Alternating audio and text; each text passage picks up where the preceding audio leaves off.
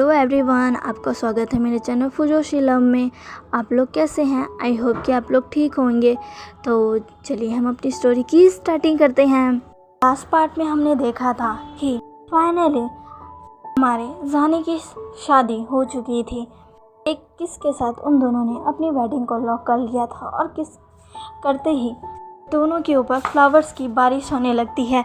दोनों जब किस ब्रेक करते हैं तब ईवो ऊपर की तरफ देखता है जहाँ से बस फ्लावर ही फ्लावर बरस रहे थे। ईवो उसे देखकर बहुत खुश था। वो कहता है वाह ये तो बहुत अच्छा है। तभी जान कहता है तुम्हें ये पसंद आया? ईवो कहता है हम। कहकर ईवो स्माइल करता है, जान भी स्माइल करता है। अब वहाँ पर उनकी फैमिलीज भी आ चुकी थी, जहाँ पर सबसे पहले आंट यू आकर कहती है तुम दोनों को बधाई हो तुम्हारी एक न्यू लाइफ के लिए। आई होप कि अब तुम्हारी लाइफ में कोई भी परेशानी ना आए और तुम अपनी लाइफ को हैप्पी तरीके से जी पाओ। ऐसा कहते हुए वो अपनी ब्लेसिंग ईवो और जान को देती है। जान कि अपनी आंट की तरफ देखकर कहता है आपका शुक्रिया आंट। वो कहता है आपका बहुत बहुत शुक्रिया हर चीज़ के लिए।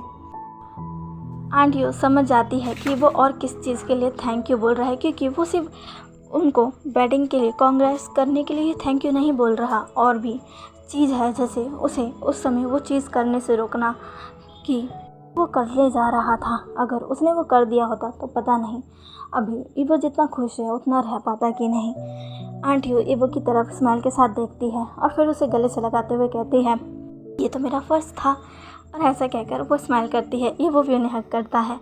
तभी वहाँ पर चैंग आता और कहता है बधाई हो जान, अब तो तुम काफ़ी खुश होगे ना? विंग कहता है हाँ। वहाँ पर ग्रैंड माँ और ली भी आ जाते हैं। ली अपने बड़े भाई के गले लग जाती है, कहती है कॉन्ग्रेचुलेशन गग्गा, फाइनली आपकी वेडिंग हो ही गई। आपको पता है जब आपकी शादी की खबर मैंने सुनी थी ना तब मैं बिल्कुल भी खुश नहीं थी। तो ईवो और जान ये सुनकर चौंक जाकर कहते हैं क्या? तभी ली कहती है हाँ, क्योंकि मैं चाहती थी कि मेरी गगा की शादी बहुत अच्छे से हो और मैं उस शादी में वो गगा के लिए वो सब करूँ जिससे गगा बहुत खुश हो। मैं चाहती थी कि हम गगा की शादी बहुत अच्छे से हो। पर जब मैंने सुना था कि आप लोगों की शादी हो चुकी है और वो भी एक नॉर्मल तरीके से, तो तब मैं बहुत उदास हुई थी, क्योंकि मैंने गगा की शादी के लिए बहुत सपने देखे थे। मुझे लगा था कि अब शायद मेरा ये सपना ही रह गया है, पर अब मैं बहुत खुश हूँ। ऐसे कहकर वो एक बड़ी सी स्माइल करते हैं और जिसको देखकर ईवो और जान भी खुश हो जाते हैं। तभी ईवो के ग्रैंडपा और ग्रैंडमा भी आकर कहते हैं हम भी बहुत खुश हैं ईवो, और मैं जानता हूँ आज तुम्हारी मॉम भी बहुत खुश होगी। वो जहाँ भी होगी तुम्हें देख रही होगी और आज सच में वो बहुत खुश होगी और भगवान का शुक्रिया कह रही होगी। ईवो जब ये सुनता है तो उसकी आंखें थोड़ी नम हो जाती है, उसका दिल भर आता है। ग्रैंड माँ तुरंत ईवो को गले लगा लेती और कहती है खबरदार जो तुम उदास हुए तुम्हारी मॉम को अच्छा नहीं लगेगा। आज खुशी का दिन है, खुश रहो ईवो जो कि अपनी ग्रैंड माँ की बातों को मानता है और हाँ में अपना सर हिलाता है। फिर वहाँ पर फाइनली जीली आ जाता है अपने बड़े भाई के साथ। जीली को देखकर पहले तो जान खुश नहीं था, पर वो ये कहकर अपने दिल को दिलासा दे देता है कि वो ईवो का बेस्ट फ्रेंड है। उसने ईवो के लिए बहुत कुछ किया है और उसी ने तो उसे यहाँ बुलाया है। उसे गुस्सा नहीं आना चाहिए, उसे खुश होना चाहिए। तभी जीली वहाँ आता है और ईवो को देखते हुए कहता है बधाई हो ईवो, फाइनली आज मैंने तुम्हारे चेहरे पर वो मुस्कुराहट देख ही ली जो मैं कब से देखना चाहता था। फाइनली अब तुम खुश हो और मैं उम्मीद करता हूँ कि तुम अब ऐसे ही हमेशा खुश रहो अपने हस्बैंड के साथ। ऐसे कहकर वो जान की तरफ देखता है। जीली की आंखों में एक अलग ही इमोशन थे। ईवो उस इमोशन को समझ जाता है, क्योंकि जीली ईवो से बहुत प्यार करता है।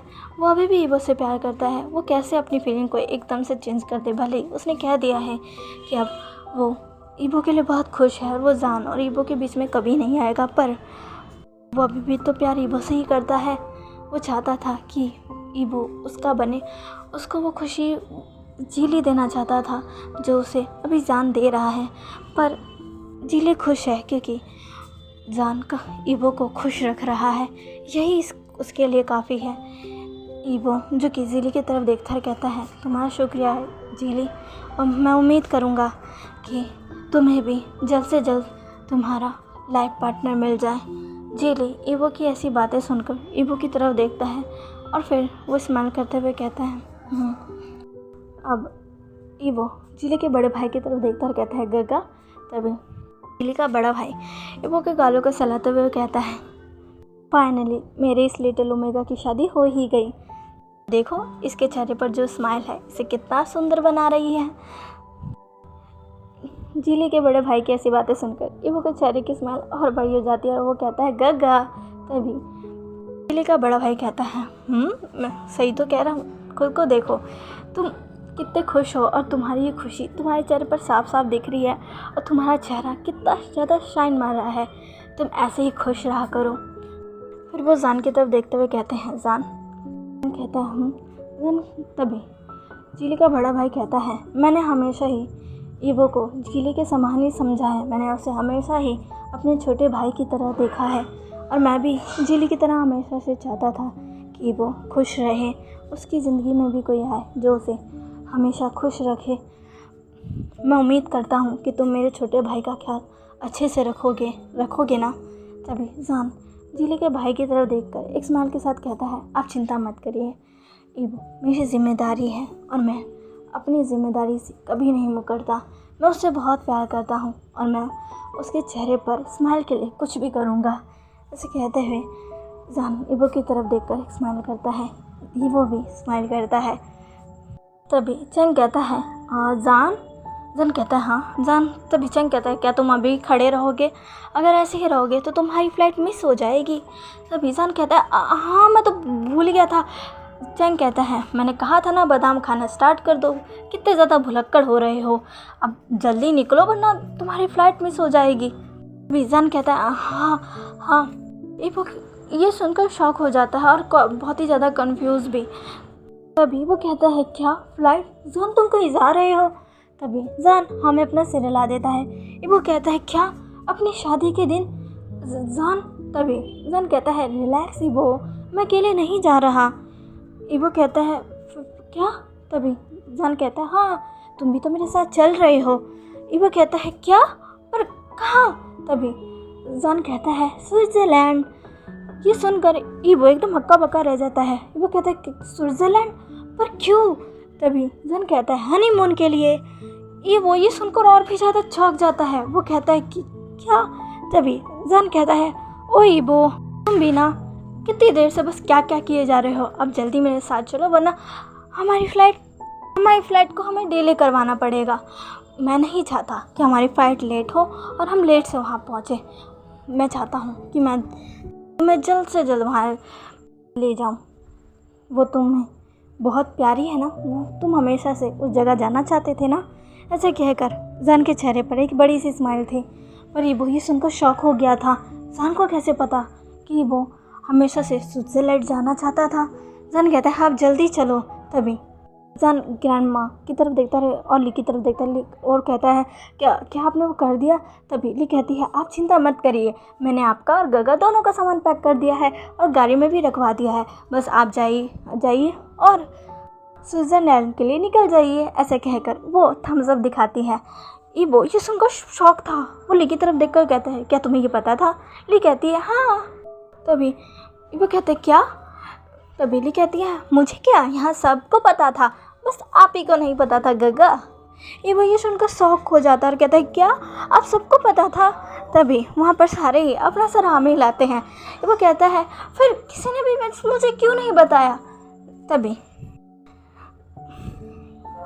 आंट यू कहती है क्योंकि ये तुम्हारा सरप्राइज़ था ईवो, और जान ने हमें काफ़ी स्ट्रिक्टली कहा था कि हम में से कोई भी तुम्हें गलती से भी इस बारे में कुछ भी ना बताए, और अभी तो तुम्हारा सरप्राइज़ बाकी है, जाओ तो।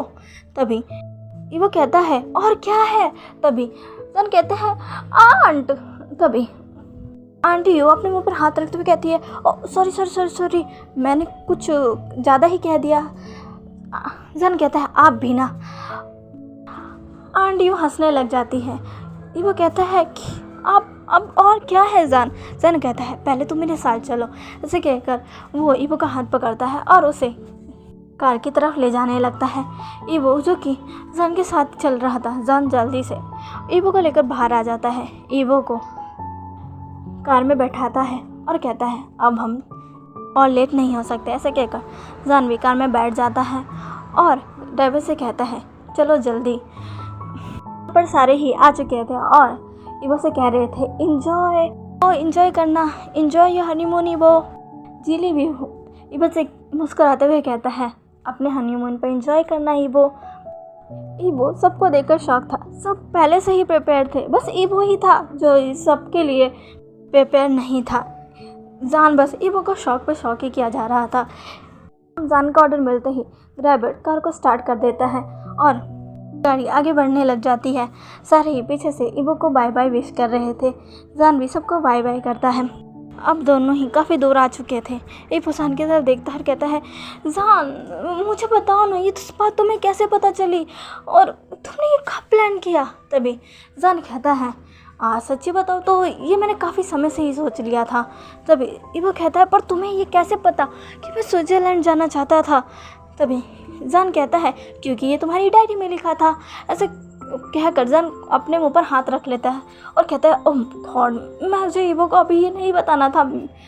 ईवो जैसे ही अपनी डायरी का जिक्र सुनता है वो कहता है क्या मेरी डायरी, तुमने मेरी डायरी पढ़ी, पर तुम्हें वो मिली कहाँ से। तभी जान अब मन में कहता है अब मुझे बताना ही पड़ेगा। तभी जान ईवो की तरफ देखता है कहता है सच बताओ तो मुझे वो ली ने दी थी। ईवो कहता है क्या ली ने। तभी जान कहता है हाँ वो तुम्हारी डायरी ली के पास थी और फिर ली से मैंने ले ली और उसी से मुझे तुम्हारी इन ख्वाहिशों के बारे में पता चला। मैं तुम्हारे बर्थडे पर तुम्हारे लिए कुछ स्पेशल करना चाहता था, तुम्हारे लिए वो करना चाहता था जो तुम हमेशा से चाहो, पर मुझे कुछ तुम्हारे बारे में कुछ पता ही नहीं था कि तुम्हें चाहिए क्या। पर ली ने मेरी मदद की, उसने मुझे तुम्हारी डायरी दी और जिसके ज़रिए मुझे तुम्हारे बारे में पता चला, तभी तो मैं इतना कुछ कर पाया।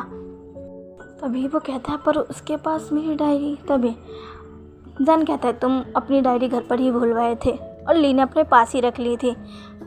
वो कहता है पर तुमने उससे वो डायरी कब ली। तभी जान कहता है उसी दिन। तुम्हें याद है जब मैं और ली बाहर जा रहे थे और तुम पूछ रहे थे कि आखिर हम जा कर रहे हैं। ईवो को अब याद आता है वो वाला दिन जब उसने ली और जान को साथ देखा था।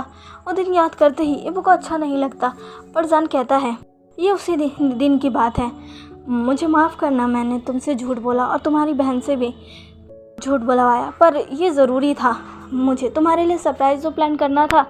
मैं और ली दोनों ही तुम्हारे ग्रैंडपा और ग्रैंडमा के घर गए थे। वहाँ पर ली ने तुम्हारी डायरी रखी हुई थी, फिर उसने वो मुझे दी और मैं उसे लेकर ऑफिस चला गया और फिर वहाँ पर मैंने उस डायरी को पढ़ा और तुम्हारी सारी इच्छाओं के बारे में जाना, साथ में तुम्हारे बारे में भी जाना। ईवो जैसे ही ये सुनता है वो शॉक हो जाता है, क्योंकि उसे तो लगा था कि शायद जानो ली, पर वो गलत था।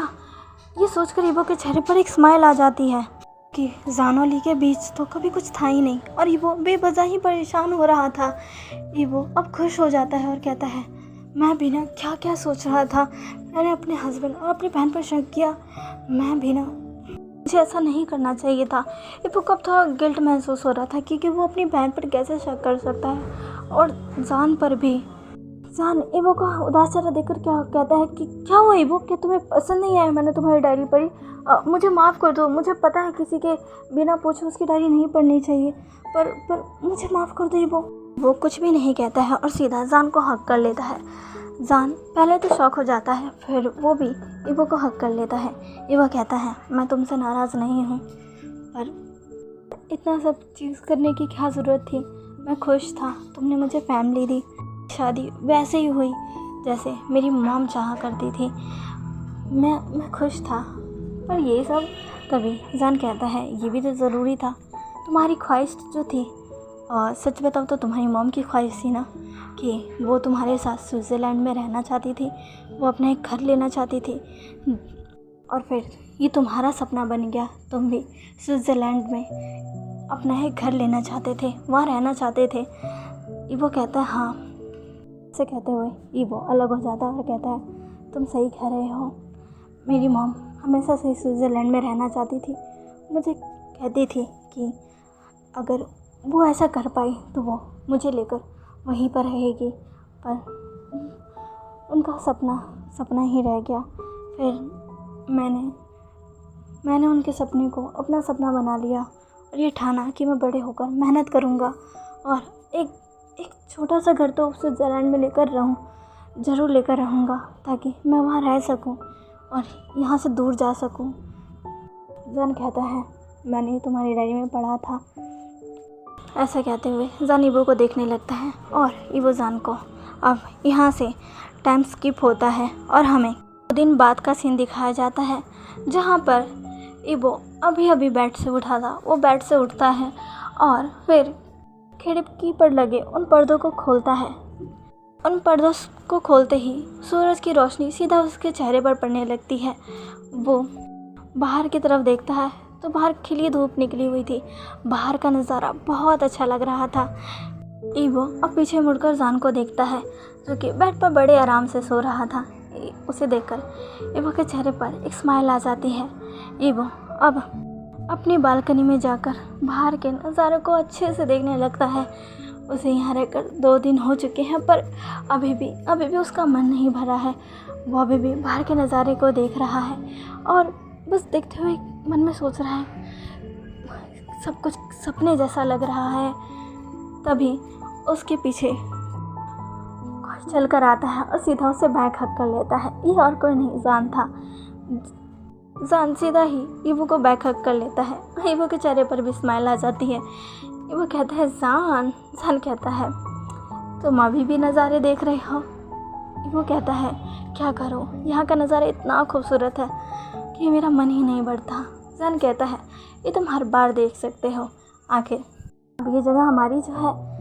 ईवो कहता है हाँ, पर इतना करने की क्या ज़रूरत थी जान, तुमने यहाँ पर इतना बड़ा घर क्यों ले लिया है और ये जगह। तभी जान कहता है मैं तुम्हारे लिए कुछ स्पेशल करना चाहता है, इसलिए मैंने यहाँ पर ये जगह ली। यहाँ का नज़ारा भी अच्छा है, यहाँ पर बड़ा सा गार्डन भी है, जैसा कि तुमने अपनी डायरी में लिखा था कि तुम्हें अपने घर पे बड़ा सा गार्डन चाहिए जिसमें तुम गार्डनिंग कर सको। तभी वो कहता है हाँ, पर ये घर बहुत बड़ा है जान कहता है वो अब तुम फिर शुरू हो गए। तुम चिंता मत करो, ये तुम्हारे हस्बैंड ने तुम्हें गिफ्ट किया है। और हाँ खबरदार, तुमने फिर से कहा जान तुमने ये क्यों किया, तुमने इतना बड़ा घर क्यों लिया। मैं बस अपने बेबी को किसी प्रिंस जैसा फील करवाना चाहता था, इसीलिए मैंने ये लिया। दरअसल वो घर बहुत बड़ा था, काफ़ी ज़्यादा खूबसूरत भी था। ईवो जब वहाँ पर आया था तो वो उस घर को देखकर एकदम चौंक गया था, क्योंकि वो घर बहुत बड़ा था और उस घर की खूबसूरती क्या कहना ही। ईवो जब उस घर के अंदर आया तो वो घर अंदर से भी खूबसूरत था। ईवो अपने रूम में आकर जब अपनी बालकनी में जाकर सामने का नज़ारा देखता है तब तो उसे ऐसा लगता है कि वो जन्नत में आ गया है। बाहर का नज़ारा इतना ज़्यादा खूबसूरत था और ईवो का रूम वो तो पूरा का पूरा ही फ्लावर से डेकोरेटेड था। जाने स्पेशली रूम को डेकोरेट करवाया था। ईवो बालकनी में खड़े होकर बाहर का नज़ारा देख रहा था। तभी जान पीछे से आकर उसे नेक पर किसेस करने लग जाता है। ईवो जो कि जान से कहता है जान, पर जान तुरंत ही ईवो को अपनी बाहों में उठा लेता है और सीधा उसे बेड पर लेटा देता है और उसके ऊपर आ जाता है। ईवो कहता है जान कहता है फिक्र मत करो, मैं जेंटल रहूँगा। ईवो अब कुछ भी नहीं कहता है और वो रात ईवो की सच में बहुत अच्छी गई थी, क्योंकि उस रात जान ने सब कुछ ईवो के कंसेंट के साथ ही किया था और उस रात सच्ची में ईवो को प्लेजर भी महसूस हुआ था और उसे अच्छा भी लगा था। अभी भी ईवो ने जान का बस एक शर्ट पहना हुआ था, नीचे कुछ भी नहीं पहना था, उसके लेग्स विजिबल हो रहे थे। जान बस अपनी पैंट में था, उसके अपर बॉडी पर कुछ भी नहीं था। वो आज भी ईवो का ऐसे ही हक किया हुआ था। ईवो कहता है हमें यहाँ आकर 2 दिन हो चुके हैं, तुम्हें नहीं लगता कि हमें बाहर भी निकलना चाहिए और सारी जगहों को देखना चाहिए। तभी जान कहता है हाँ तुम सही कह रहे हो। ऐसा कहते हुए वो ईवो के नेक्स्ट पर फिर से किसिस करने लग जाता है, पर इस बार ईवो जान को दूर धकेलता कहता है बस करो, तुम भी ना 2 दिन से ऐसे ही कह रहे हो, पर तुम हर बार बस मुझे पेट में खींच लेते हो। जान तुम्हें याद है ना कि मैं प्रेग्नेंट हूँ। तभी जान कहता है मैंने डॉक्टर का कंसल्ट लिया है और मैं जेंटल रहता हूँ ना ईवो। पर तभी ईवो कहता है जान तुम भी ना, मैं आज कुछ नहीं सुनूंगा, मुझे अब बाहर जाना है, मुझे देखना है। जान कहता है हाँ ठीक है। कहकर वो ईवो के करीब आकर ईवो को किस करने लग जाता है। ईवो कहता है जान तुम भी ना, जाओ जाओ शावर लेकर आओ। जान कहता है शावर की क्या ज़रूरत था, तुम ऐसे ही बहुत अच्छे लग रहे हो।